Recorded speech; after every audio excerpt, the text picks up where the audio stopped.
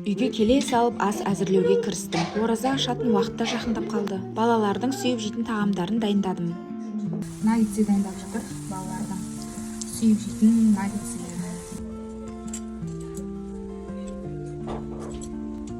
Қазір қызып тұрған пешке салып пісіріп алатын боламыз. Тадам, мінекей дайын болды. Ас болсын. Үйден шығар кезде қамыр ашып кеткен болатынмын. Келсем күшті болып ашып тұр екен. Сонымен бауырсақ, шелпек және де нан пісіріп алдым. Бауырсақ жасайын деп жатырмын. Бауырсақ және шелпек.